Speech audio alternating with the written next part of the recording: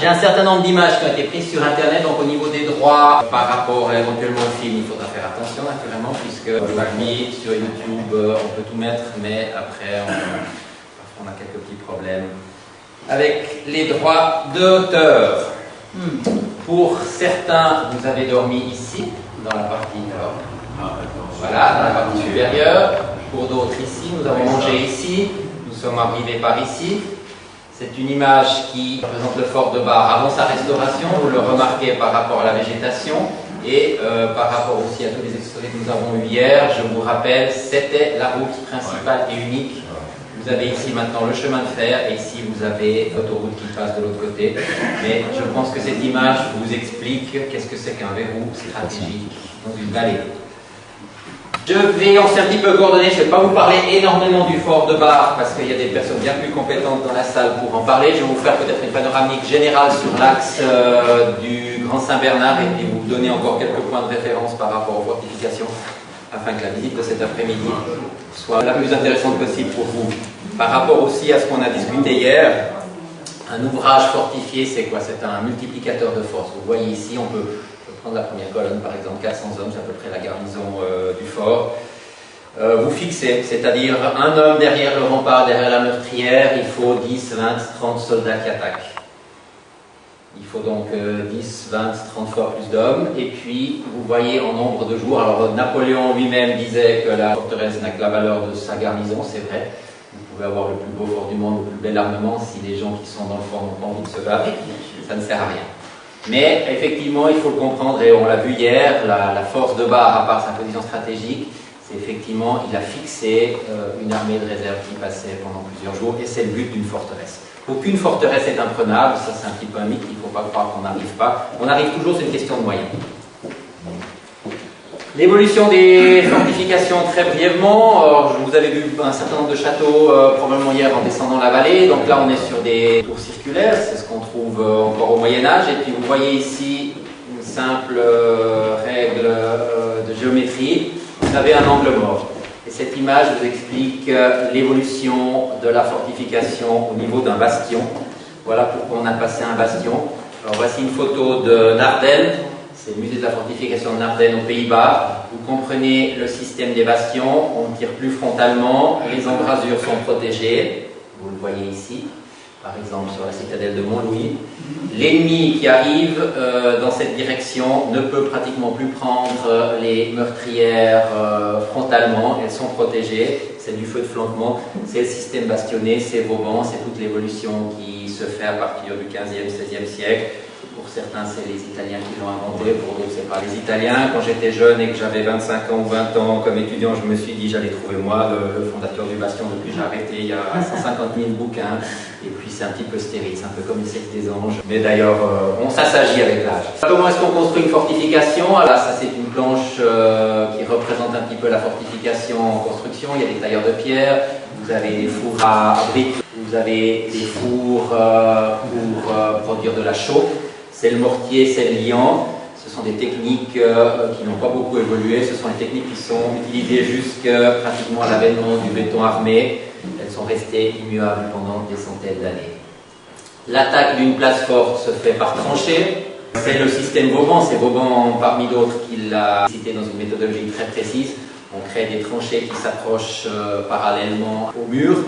On crée une première parallèle, une deuxième parallèle, une troisième parallèle, et Vauban a poussé ce système pour des ouvrages en plaine, pour des ouvrages en montagne, pour des ouvrages en zone marécageuse, à un tel point qu'on disait ville assiégée par Vauban, ville prise, ville défendue par Vauban, ville imprenable.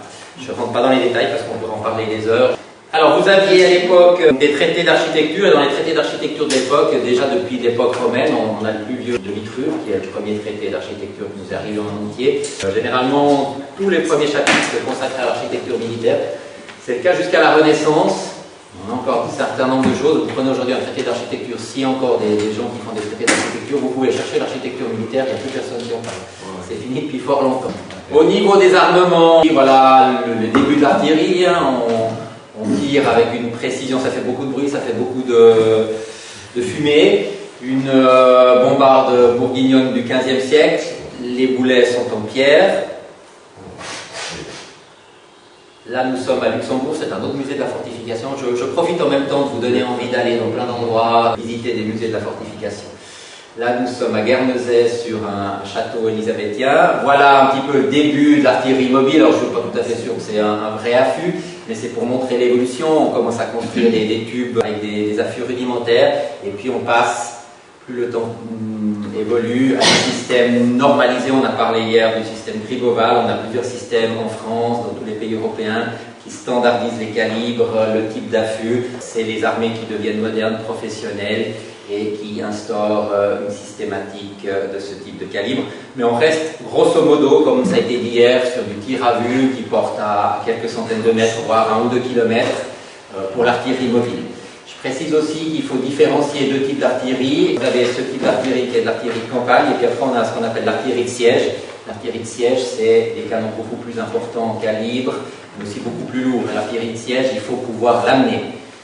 On en parlera peut-être brièvement encore par la suite. 2 ou 3 éléments sur la géographie, on en a aussi parlé pas mal hier, donc je ne vais pas rentrer de nouveau dans le domaine, mais vous voyez ici, sous Louis XIV, le Piémont et la Savoie. Alors je n'ai pas le temps aujourd'hui de vous parler de toute la question de la Savoie, de la neutralisation de la Savoie, de la Suisse, de l'influence de la Suisse. Voilà un petit peu plus tard la carte de l'Europe, et qu'est-ce que vous remarquez sur cette carte de l'Europe? C'est qu'en fait on voit que les grands États sont presque tous plus ou moins constitués. Par contre, au sud de la Suisse, vous avez encore un État qui n'est pas vraiment entièrement constitué et qui aura nécessairement une certaine importance dans ce que je vais vous raconter. Là, je passe très vite, c'est quelques éléments ici sur le fort de Bar. Vous voyez en 1661 Carlo Magno. Alors, je ne sais jamais s'il faut les dire en français, le deuxième je l'ai mis en Victor Amédée. Étant de double culture, je vais prendre un roi ou une reine en français et une en italienne, comme ça je ne frustrerai personne. Simplement, le fort de Bar existe avant ce que vous avez vu. Passage de l'armée de réserve, le vilain castel de Bar, que fait Napoléon? Napoléon n'aime pas les choses qui lui résistent, il le fait démolir. Ce n'est pas le seul fort qui fait démolir, vous avez ici quelques autres forts qui vont être démolis. Donc on paye des gens pour raser entièrement une forteresse, il n'en reste quasiment rien du tout. On la reconstruit juste après. Vous êtes ici sur le catalogue de l'exposition du Grand Palais d'il y a quelques années sur les plans reliefs à Paris. Vous voyez ici le fort d'Exil qui a été reconstruit.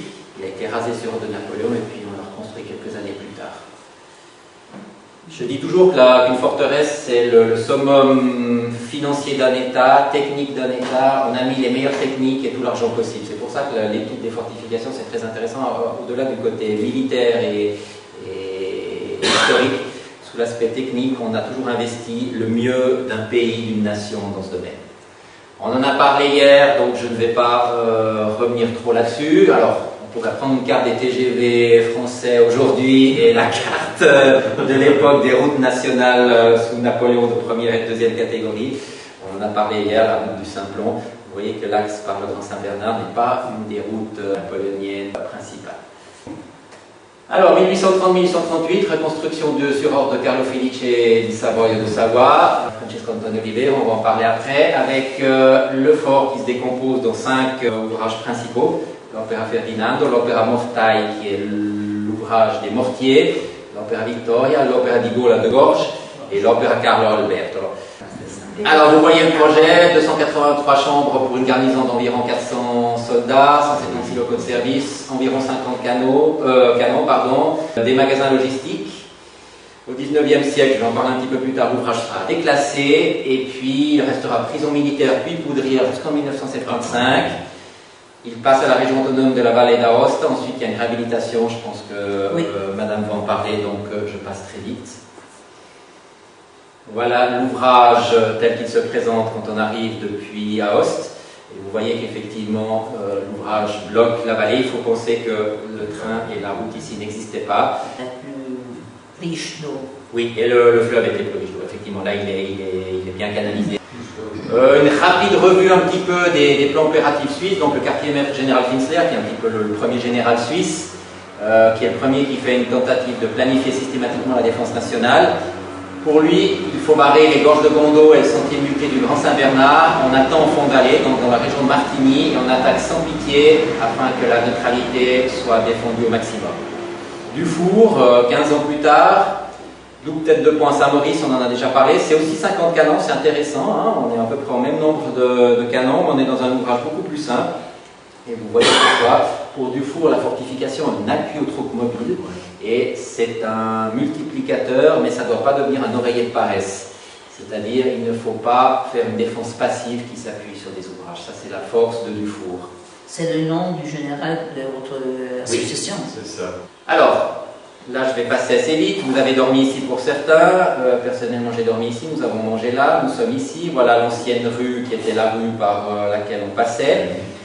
L'ouvrage principal, l'ouvrage de gorge, les scuderie qui en français sont les écuries, l'opéra supplementare, l'opéra mortai, il y a la Ferdinando et la Vittorio Emanuele. Ici, vous avez le funiculaire que vous avez peut-être emprunté avec le parking qui a été créé. Ça, c'est un plan qui a été fait par la Finbar il y a une quinzaine d'années, qui montrait la valorisation possible des éléments. Ce qui est intéressant dans ce projet, c'est qu'on ne s'est pas limité aux fortifications. On a aussi revalorisé un certain nombre d'éléments dans la commune. Et puis, si vous avez pris peut-être le prospectus qui était à l'hôtel, à la réception, vous avez tout un tas de boutiques. Il y a aussi toute une revalorisation du village, et ça c'est très intéressant et assez rare. On est sur un type de fortification qui est semblable à ce qui a été fait au... J'ai pris le fort de l'Écluse à la sortie de Genève parce que c'est aussi un passage. Alors là on passe dans le fort, après plus tard on passera dans le tunnel, mais vous reconnaissez aussi des éléments en bastion. On a reconstruit une fortification à peu près dans les mêmes années. On est dans une période de fortification où tout bouge. On n'a pas bougé pendant plusieurs siècles, et puis là, le 19e siècle, les progrès de l'industrie arrivent, au niveau chimie, au niveau métallurgie, donc on va passer entre 1850 et 1900 à des canons qui vont démultiplier leur portée, on va développer des poudres qui font plus de fumée, on va développer des explosifs qui sont jusqu'à 10 fois plus puissants que les anciens, on va développer des nouvelles formes d'obus, on n'est plus dans des boulets, on est dans des projectiles cylindro-ogivales. On va développer aussi la rayure des canons, ce qui permet de stabiliser les... C'est aussi Vauban, aussi, cela.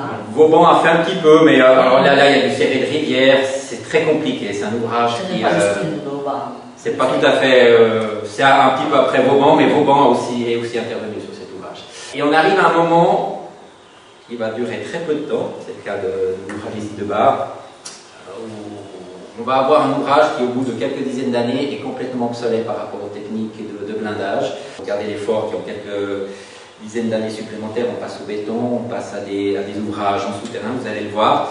Et là, on est encore dans cette dernière période, et je vous expliquerai, vous comprendrez pourquoi. Ici, on a essayé de maximiser le nombre de bouches à feu qui peuvent tirer en direction de l'ennemi, d'où ces étages successifs d'ouvrages, en essayant en quelque sorte de choquer l'ennemi, sachant aussi, il faut le dire, on ne s'attend pas nécessairement à des canons de siège, à une armée qui va amener des canons très lourds. On n'arrive pas au Grand Saint-Bernard qu'on a fait hier, on ne passe pas avec des immenses canons. On peut arriver un petit peu du côté français par le petit Grand Saint-Bernard, mais là aussi, ce ne sont pas des routes. Pour l'artillerie de siège, il faut des trains, il faut des routes très larges, des ponts qui supportent des charges gigantesques. Ça, c'est important de le citer sous l'aspect militaire. Alors, vous verrez le fort en détail cet après-midi. J'attire votre attention sur la chapelle qui aujourd'hui est déconsacrée, qui est un petit peu... Saint-Maurice. Saint-Maurice, voilà. Vous voyez un petit peu le type, donc on reconnaît quand même des traces d'anciens bastions, hein, là on le voit bien. On voit aussi le type d'embrasure pour les canons. Je vais passer assez rapidement sur les autres étages. Vous reconnaissez aussi des éléments bizarres qui laissent penser que c'est quelque chose qu'il faut protéger. On en verra un deuxième plus tard. On voit des constructions circulaires, ce sont des fours. Ces ouvrages étaient autonomes. On a une cour intérieure principale. L'ouvrage de gorge, c'est contrairement à l'anatomie actuelle de l'être humain, c'est pas vers l'avant, c'est vers l'arrière. La gorge, c'est la partie la plus délicate. Et ce qu'on appelle le côté de gorge ou l'ouvrage de gorge dans un ouvrage, c'est généralement la partie arrière d'un ouvrage. C'est censé être la partie par laquelle l'ennemi n'attaque pas. L'histoire des sièges montre que souvent c'est finalement effectivement la direction prise par l'ennemi pour prendre l'ouvrage. L'opéra di Gaulle, il protège effectivement une éventuelle attaque par l'arrière. Alors vous avez ces éléments qui sont de grandes casemates, les chambrées. Vous avez ici les scuderie pour les chevaux, dans la partie qui donne au sud. Et puis ici, on est exactement sur l'ouvrage qui domine la route ancienne ici, et d'où probablement sont partis un certain nombre de tirs au moment du passage des troupes napoléoniennes, l'opéra supplémentaire, l'ouvrage supplémentaire. Et puis après, on a tous ces éléments qui sont en contrebas étagés, et pour augmenter, comme je vous l'ai dit, le nombre de pièces qui peuvent tenir en même temps, on les a mis en étage pour concentrer les feux. Alors, on arrive ici, vous verrez cet après-midi, on arrive avec le premier funiculaire ici, on repart avec le deuxième, pour ceux qui étaient déjà en haut, vous savez déjà, vous le connaissez déjà. Voilà, un autre exemple, vous voyez de nouveau un élément assez bizarre, une grande pièce, très protégée avec un double mur. Alors pourquoi un double mur? Parce qu'il faut que ça reste sec. Qu'est-ce qu'on met là-dedans? C'est la poudrière. On retrouve ce système encore pendant presque 2 ans. Nous irons manger notre dîner dans la soupe. Voilà. Une coupe sur l'élément, vous voyez que c'est voûté, vous voyez les épaisseurs, mais on est quand même sur des faces qui sont très verticales, et c'est vrai que pour de l'artillerie qui arrive, de forte capacité, ce type de défense n'est encore que pour quelques années ou dizaines d'années valable. Il va très vite être complètement dépassé par la technique de siège et les armes. J'ai fait une petite recherche aussi sur la suite, des considérations suisses sur la guerre avec l'Italie. Et là, j'ai trouvé un manuscrit très intéressant de 1859 du colonel Aubert, la guerre entre la Suisse et l'Italie. Et ben voilà, je répète un petit peu ce qu'il dit. Une seule nation présente encore des risques d'expansion dus au nationalisme. La Vénétie manque à l'unité italienne. Tous les cas sont analysés par cet officier d'état-major général. En cas d'une guerre Italie-Suisse, l'Italie devra maintenir la majeure partie de ses troupes pour l'ordre interne. On n'a pas encore un État fortement constitué. En cas de guerre Italie-Suisse avec l'Allemagne, pour cet officier, c'est une résolution rapide en faveur de la Suisse, c'est pas un problème. En cas d'une guerre Suisse-Italie avec la France, c'est pas l'Italie qui sera le principal ennemi, mais c'est la France. Là, on en a quelques contentieux. Le cas d'une guerre Suisse avec Italie-Allemagne est retenu comme très peu probable. On est en 1859, on parlera après de la Triplice, les choses changent très vite. Les objectifs en cas d'opération seraient Novare, puis Turin ou Alessandre, une très belle citadelle aussi, en fonction de la situation. Plutôt abandonné. Aujourd'hui abandonné. Le rapport de force établi en 1859, c'est environ 200 canons, 200 pièces d'artillerie suisse, 150 000 à 200 000 hommes du côté suisse. Pour l'Italie, 330 000 hommes pour la jeune armée, 750 000 hommes pour la garde nationale, qui est retenue peu fiable. On évalue aussi l'armée qui est encore très jeune et très variée, en disant que les vieux régiments piémontais d'infanterie sont bons et solides, ainsi que les corps spécialisés du génie des Bersaglières. Et par contre, les troupes du centre sont retenues comme moins bonnes, et celles du sud comme absolument pas fiables. Il en résulte un sentiment de supériorité pour la Suisse. Pour la Suisse en cas d'attaque. En faveur de la Suisse. En faveur de la Suisse, c'est-à-dire en cas de... C'est meilleur la situation de la Suisse que de l'Italie. Voilà. C'est ce qui était retenu en 59 par cet officier. Mais je vous donne un petit peu cette évaluation parce que je trouve qu'elle est intéressante. Le rapport est quand même de 1 à 3 pour les hommes et de 1 à 2 pour l'artillerie en défaveur de la Suisse, mais l'état financier est désastreux pour l'Italie. Oui. La guerre contre la Suisse est retenue comme non vitale par l'Italie. Donc l'Italie ne mettrait pas toutes ses forces. On compte environ 100 000 hommes du côté italien. Je précise aussi que la Suisse serait très difficilement l'agresseur. Je précise aussi que ce sont des études d'officiers d'état-major qui envisagent toutes les possibilités. On n'est pas dans la politique. Côté italien, ça veut dire piémontais, pas italien. Exact. Oui. L'Italie nous est la peine. C'est juste, c'est juste. Alors, le Valais constitue déjà une barrière stratégique, pas d'attaque par le col du Grand Saint-Bernard, et puis on en vient à ce qui sera quelque chose qui va rester en Suisse pendant 150 ans. Conquête de la Valtelline et la Val du Torce. Alors pour les gens qui passent le Saint-Plonge, c'est pratiquement jusqu'à Domodossola, c'est le Val Formarza, c'est le Val Antigore, et le Val d'Ossola, c'est rejoindre, c'est gagner de l'avant-terrain en bas du col, vous connaissez peut-être, il ne faut jamais se défendre au sommet d'un col, il faut avoir un petit peu d'avant-terrain pour se retirer. On est beaucoup plus fort. Quand on est à une frontière, c'est pour ça que beaucoup de frontières en Europe sont sur les cols. C'est une situation neutre, les deux sont en situation relativement désavantageuse. Par contre, si vous possédez toute une montagne, vous avez l'avantage de pouvoir avoir cet avant-terrain. J'arrive en 1870, la guerre franco-prussienne. Alors voilà, il y a beaucoup de cartes postales qui ressemblent à l'époque. Vous voyez le jeune Bersagliere avec l'unité d'Italie. Vous avez la France et la Prusse. La Prusse qui écrase l'ancienne Autriche. Garibaldi peut-être. Garibaldi, C'est bien je crois. possible que ce soit Garibaldi, oui.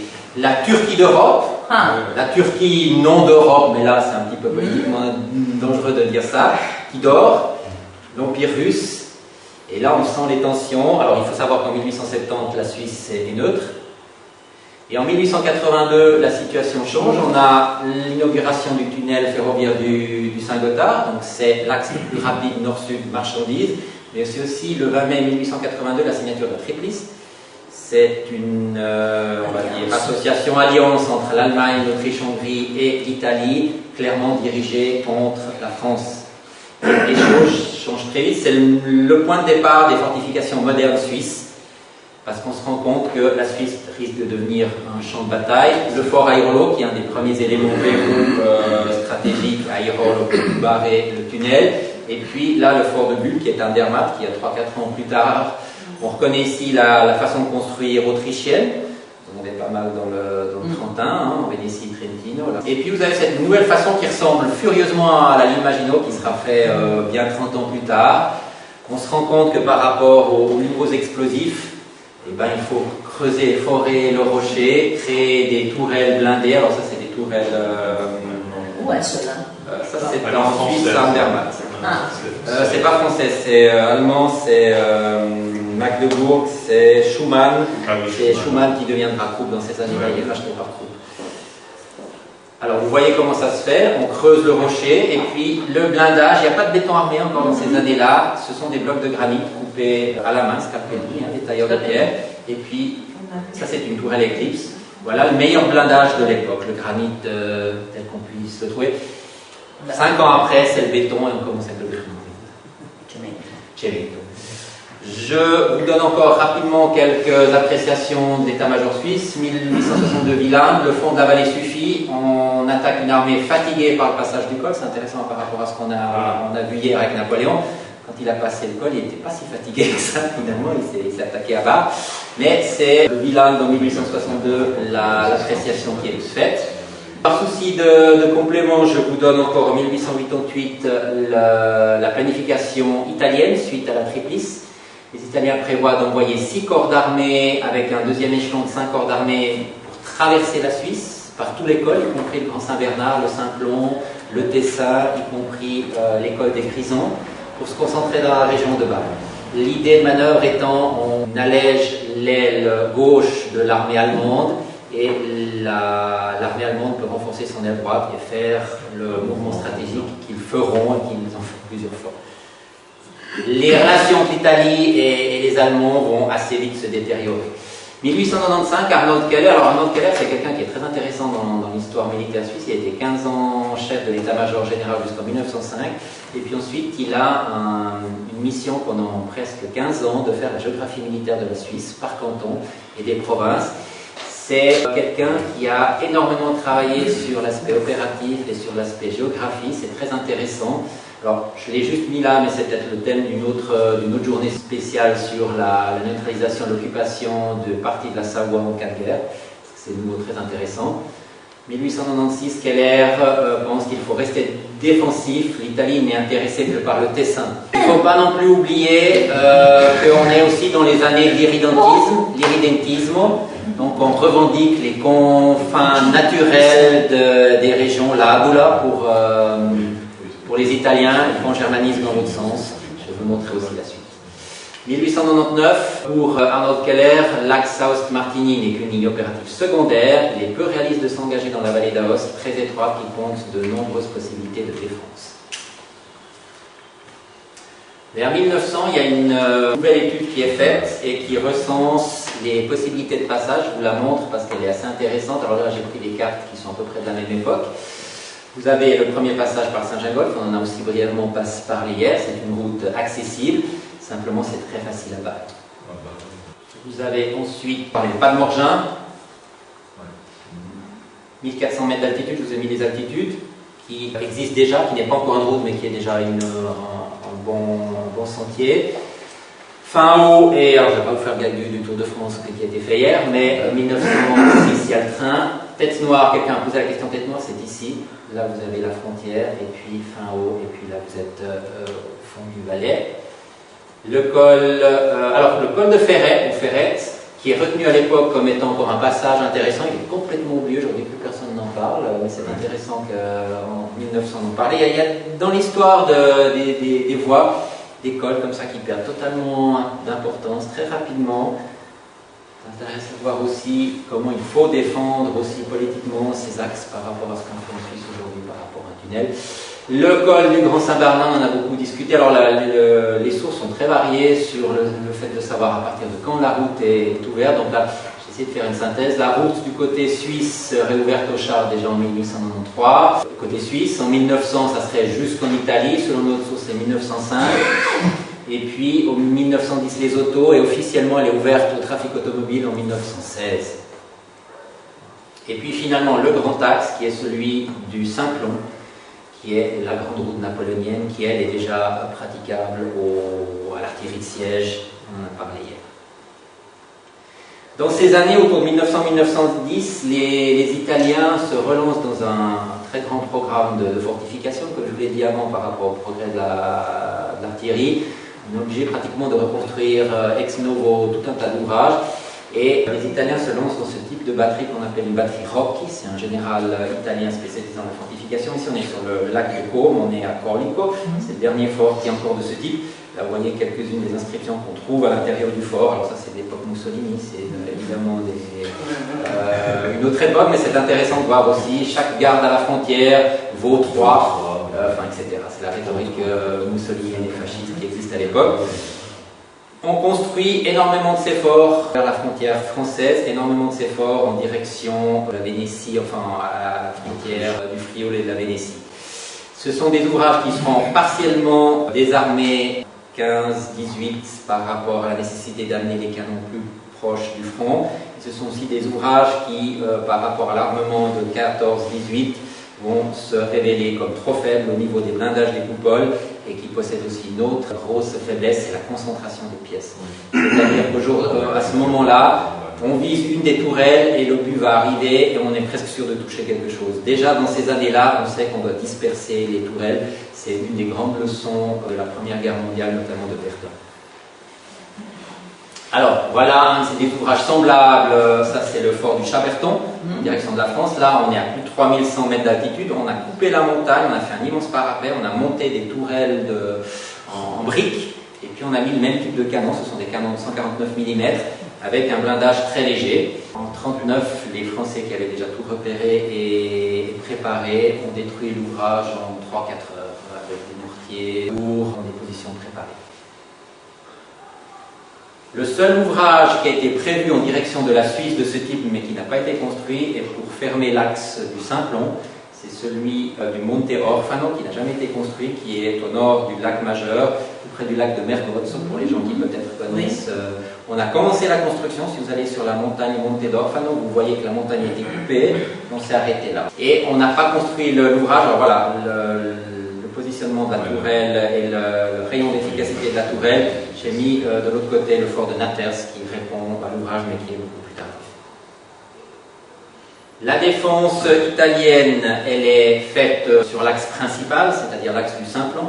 Voilà le débouché du portail sud du Simplon. Vous voyez ici des chambres de mines multiples, là aussi, qui permettent de démolir définitivement le débouché du tunnel.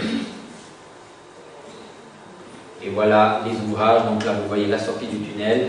Quand vous sortez du tunnel, vous avez peut-être déjà remarqué en passant en voiture ici sur la route du col, ces deux casemates métalliques qui enfermaient des canons de 75 ou 5 cm qui tiraient exactement sur le débouché. Et vous avez encore aujourd'hui cette grille, je crois qu'elle est encore présente, qui empêchait une éventuelle attaque par confinement des troupes qui seraient venues par. 1909, toujours le Arnaud Keller qui est toujours dans sa géographie militaire. On lui a donné encore des mandats supplémentaires. Il va s'occuper de la géographie militaire de la province de Torino, de la géographie militaire de la province de la Lombardie. Et vous avez de nouveau une estimation, l'occupation de la vallée d'Aoste n'a pas de sens au-delà du Fort Bar. Tout ce qui a été prévu par les Suisses aurait été de venir jusqu'au Fort Bar et non pas d'aller plus loin. Première guerre mondiale éclate. Là, vous avez le commandement du corps d'état-major, l'échiquier occidental, mémoire synthétique de l'échiquier italo-suisse. Contre une attaque provenant du Grand Saint-Bernard, la vallée d'Aoste ne présente pas d'ouvrage défensif avant le fort Bar. Ce vieux fort, construction massive d'un autre temps, ne présente plus de résistance à l'artillerie moderne. Ça, c'est les Italiens qui le disent. Malgré la déficience d'ouvrages fortifiés, le terrain de la vallée d'Aoste présente de bonnes possibilités pour une défense des troupes mobiles. Et ça, c'est assez intéressant. L'éventualité d'un conflit dans lequel se ferait face l'Italie et la Suisse seuls sont aujourd'hui, donc on est en mai 1915, complètement hors des limites de la réalité. Donc on voit qu'à ce moment-là, il n'y a absolument aucune volonté de la part des Italiens d'attaquer la Suisse, comme il n'y en avait pas du côté suisse de le faire. Mais en 1916-1918, vous avez la Linea Cadorna qui part effectivement du Grand Saint-Bernard et qui surtout entoure le Tessin et les Grisons, qui est une ligne défensive italienne qui vise à contenir une éventuelle attaque par la Suisse des Allemands. Il faut savoir qu'en 1916, vous avez en Suisse l'affaire des colonels. Vous savez que Ulrich Wille était, on va dire, légèrement orienté vers l'Allemagne. Il y a un historien amateur qui vient de publier un livre très intéressant. Pour ses recherches personnelles, il a reconstruit où était Adolf Hitler chaque jour dans sa vie. C'est un immense livre en 4 volumes. Et si vous consultez ce livre, vous remarquez qu'Adolf Hitler est venu une seule fois en Suisse, avant la guerre naturellement, et il était hébergé chez la famille Wille. Alors, on n'a pas pu en parler beaucoup parce que la famille Wille a eu aussi un commandant de corps après le père, et puis le fils a naturellement bien défendu la mémoire de son père, et c'est tout à fait normal, mais il ne faut quand même pas oublier qu'une bonne partie de l'état-major suisse. En quel lieu? C'était près de Zurich. Il faut quand même bien reconnaître que l'orientation générale de l'armée suisse au niveau de ses officiers d'état-major était quand même pro-allemande. Il faut quand même qu'on le dise aujourd'hui. Alors, cette Linea Cadorna pour l'axe du Grand Saint-Bernard ne connaît qu'un seul ouvrage qui est ici à Plomb. Ici c'est Plomb-Puits, mais c'est Plomb-Puits, il y a plusieurs noms. Et c'est une batterie qui a cette forme, c'est un ouvrage sous roc, avec des casemates de tir, probablement pour des canons de l'époque mobile, les 149 ou les 14,9 cm. Voilà l'horizon de tir.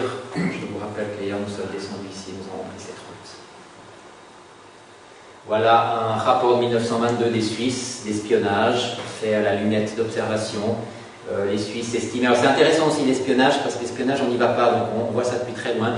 Les Suisses pensaient que les Italiens pouvaient mettre des canons de 305 là-dedans, donc il était un petit peu préoccupé par rapport au code du Grand Saint-Bernard. C'est un élément qui revient aussi durant la Deuxième Guerre mondiale dans l'espionnage allemand. Les calibres sont toujours fortement surévalués, sauf si on dispose de quelqu'un dans la classe qui peut orienter les jeux. Alors j'arrive bientôt au bout. Deuxième Guerre mondiale, rapide panoramique, voilà la situation en 1939. Voilà la situation au moment où l'Europe s'écroule. Il reste une petite île au milieu de l'Europe. Voilà la situation à la frontière en Suisse. Quand même une photo qui choque, c'est une photo politiquement pas correcte. Aujourd'hui, on n'oserait plus faire une photo pareille d'ailleurs. Et puis, juste pour montrer aussi l'autre côté, parce que j'aime bien, je trouve que c'est intéressant. Ça, c'est un document de propagande allemand qui tend à prouver que la France, c'est la France qui attaque. Ils ont essayé de recenser toutes les attaques faites par les Français sur le reste de l'Europe pour terminer en disant qui est l'attaquant. Alors on voit le nombre de possibilités d'attaque. C'est intéressant parce que quand on discute avec un certain nombre de personnes, vous avez à Turin un très bon historien d'architecture militaire, Pier Giorgio Corino, avec qui je discute très récemment, il y a déjà fort longtemps. J'avais discuté avec lui en lui demandant si l'attaque italienne en 1940 qui a été faite pour les Français est un petit peu un coup de poignard dans le dos. Il m'avait répondu, vu le nombre de fois où les Français sont venus chez nous sans être invités, ça me dérange. Et effectivement, quand on voit cette carte, alors je ne sais pas s'il n'y a pas quelques flèches de trop, mais il est vrai que... C'est assez expansif. Il y a eu des époques où effectivement ils ont été un petit peu expansifs, pour le dire. Voilà une carte de publicitaire ou de propagande de l'époque. Elle est assez intéressante quand même. Vous voyez un petit peu quel était le destin de la Suisse. Et puis c'est intéressant. I confini naturali della nous voulons reconnaître la frontière naturelle que la Providence et l'histoire nous ont bien évidemment tracée à Adolf Hitler. Ça ne laissait pas vraiment beaucoup de place à la Suisse. Ce qui est intéressant, c'est quand on traduit la carte postale de publicité avec le vrai plan opératif. Alors là, je vous ai pris que la partie italienne. Je n'ai pas mis, ce sont des documents allemands. Mais on voit, effectivement, c'est le même trait qu'il y a sur la carte postale. Ce qui est intéressant, c'est que les attaques principales se font par le San Giacomo, par le Simplon, un petit peu moins dans la région du Grand Saint-Bernard. Mais c'est la littérale traduction de la propagande des cartes postales. Et cet intérêt, il est fort, puisque là, on a un document de 1941 d'une cinquantaine de pages sur l'organisation défensive du Valais. Donc ça, c'est de l'espionnage pur et dur fait par les Italiens sur le Valais, avec une quantité impressionnante et une précision qui est tout à fait impressionnante. Les Italiens n'en restent pas non plus à la planification, donc ils organisent aussi leurs frontières, c'est le fameux Vallo Alpino. Alors la Suisse n'a jamais été, effectivement, comme vous l'avez vu, un problème. Par contre, ils créent 3 lignes successives contre la France. Ils font la même chose du côté est. Ils le feront aussi contre l'Autriche jusqu'en 1943. En 1943, Adolf Hitler dit à Mussolini, qu'est-ce que vous nous construisez à la frontière? Et si vous allez dans la région de Bolzano, il y a une quantité de fortifications italiennes dirigées contre l'Autriche qui est absolument impressionnante. Non mi fido, c'est l'expression qu'on utilise en italien. Je reste prudent, on va dire, pour traduire de façon plus. Vous avez une première ligne qui est à la frontière, ce sont des ouvrages style Maginot, plus simple. Vous avez la deuxième ligne qui est ce qu'on appelle la ligne de résistance, et puis vous avez une troisième ligne. Là, vous avez plusieurs couleurs. La première ligne et cette ligne ont été construites, celle-ci n'a pas été construite. Par contre, ici à Saint-Rémy, on a fait ce qu'on appelle un barrage de sûreté, Sbarramento di Sicurezza, qui existe.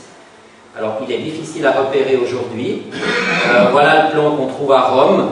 Les ouvrages en noir ont été construits, donc ça c'est la route que nous avons empruntée. Vous vous rappelez peut-être qu'on a fait des virages ici, puis on est arrivé en bas, quand on est arrivé dans la zone de la forêt. Les ouvrages noirs ont été construits, les ouvrages rouges sont des ouvrages supplémentaires qui n'ont pas été construits. Voilà les ouvrages, ça ressemble énormément à ce qu'on fait de l'autre côté, du côté suisse. Ce sont des petites casemates en béton armé pour des mitrailleuses et des canons de char. Voilà les directions de tir depuis les embrasures. Voilà le contre-ouvrage. Et puis il y a quelque chose aussi qui est prévu au fort de Bar mais qui n'est pas construit. Vous voyez les ouvrages sous roc qui sont prévus dans la région du fort de Bar, donc ça aurait été la ligne supplémentaire, avec un ouvrage en noir qui est pour des canons. Je pense que là on aurait occupé une ou deux casemates du fort existant, puisqu'on utilise aussi tout ce qu'on pouvait utiliser. La réaction suisse de l'autre côté, vous la connaissez, je ne vais pas m'étendre, ça c'est les périmètres de fortification 35 et 41 en Suisse. Avec le réduit national, on se concentre dans le réduit national. Vous remarquez que les zones fortifiées sont plus ou moins identiques, on est dans le domaine de la brigade de montagne 10. Voilà les cartes d'efficacité de tir des ouvrages en Suisse, donc vous avez la fortification du Gotthard, de Sargans, des 4 cantons, du lac de Thun. Et puis ce qui est intéressant ici, c'est que vous voyez que l'axe du Saint-Gothard ou l'axe du Bas-Valais est couvert de Puy-Chillon, Champillon, Saint-Maurice, Daïs-Sabatan, les Follataires à l'angle du coude du Rhône à Martigny, Champais-Commère. On peut, sur plusieurs dizaines de kilomètres, garder sous le feu l'axe. Donc du côté suisse, l'axe aurait été parfaitement défendu. Je termine sur ce qui s'est fait après. Alors le fort de Bar, ça s'arrête vers 1800, je ne sais pas quand il a été déclassé exactement. 75. Voilà, 1875. Alors là, il est transformé en prison. Mais alors ça, c'est quand il est uscito dal demanio. Venduto la Legione. Voilà, ça c'est le moment où il est vendu. Oui. Mais il est déjà déclassé avant au niveau de opératif. Par contre, ensuite, l'histoire elle continue. Là, vous avez le dernier dispositif de la guerre froide en Suisse avec la brigade de Forteresse 10 et puis la brigade de Montagne 10. Et on voit que du côté suisse, on a continué à fortifier avec des lance-mines de forteresse de 12 cm. Vous en avez divers, je ne peux pas vous dire encore où ils sont exactement. Avec des cantonnements de montagne, vous avez un cantonnement de montagne de Skip à Champais. C'est pas la photo là, on est dans le canton d'Ouvry, mais on a quelque chose de très semblable. Donc ce sont des grands cantonnements souterrains pour des compagnies, environ 140-150 hommes. L'idée est de pouvoir rétablir les troupes qui combattent en haute montagne. Et puis on a aussi des tourelles Centurion qui font de la défense anti-char. Vous avez une ligne de ce type entre Colombay et Saint-Trifon qui défendent aussi cet axe. Et puis voilà, donc les Fortungenti. Et puis là on est dans les années 2000, c'est le système Bison avec un système alors qui est à la pointe pour l'époque, et je pense qu'on est un des derniers pays au monde qui ont fait ce type de fortification. 5 coups en 25 secondes, porté à 35 km. Et vous avez le dernier dispositif, donc les lance-mines de 12 cm, qui couvrent tout l'axe du Grand Saint-Bernard, et sans pouvoir vous dire encore où il est, c'est pour ça que j'ai mis de petits points d'interrogation, l'ouvrage Bison qui couvre aussi le col du Grand Saint-Bernard. Alors pourquoi j'ai mis 2 points? Parce qu'en fait on n'a plus de troupes qui sont capables de servir ces ouvrages, on n'a plus de munitions dans les ouvrages, mais politiquement, suite à des pressions militaires, mais je crois que ça doit arriver, peut-être j'ai loupé récemment, personne n'ose définitivement déclassifier et démonter ces ouvrages. Donc ils sont là, ils sont en train de pourrir, sans troupes et sans munitions. Mais théoriquement, on pourrait encore les réactiver. Quand vous allez voir dans quel état ils sont, peut-être avoir un petit peu plus de courage. Ce programme a été stoppé. Moi, j'ai vécu la construction de ces ouvrages. Pourquoi en 2000 on construit encore des ouvrages pareils contre l'Italie qui ne risquent rien? Il faut s'imaginer que ces ouvrages ont été conçus en pleine guerre froide. Et que effectivement la guerre froide avec la chute du mur de Berlin en 1989 s'arrête, mais une planification militaire de cette importance, c'est un petit peu comme un paquebot. Le moment où le capitaine dit machine arrière au stop, il s'arrête 10 km plus loin. Et dans une planification de ce type, on en est arrivé là. Sachez qu'il y avait prévu plus d'une vingtaine de batteries de ce type, et puis finalement on n'en a construit que 4. Voilà. Alors aussi, point d'interrogation, nous sommes en train de rééditer un livre du colonel Julius Krebel, qui a été le chef du bureau des fortifications en 1905 et 1921. Et puis, en 1921 et 1926, il écrit un livre qui raconte toute l'histoire des fortifications suisses, et il dit, 1921, on arrête de construire en Suisse des fortifications, et ce sera pour très longtemps. En 1934, on recommence. Aujourd'hui, on est dans la même situation de dire on arrête. J'espère effectivement qu'on arrête pour longtemps. On verra. Merci.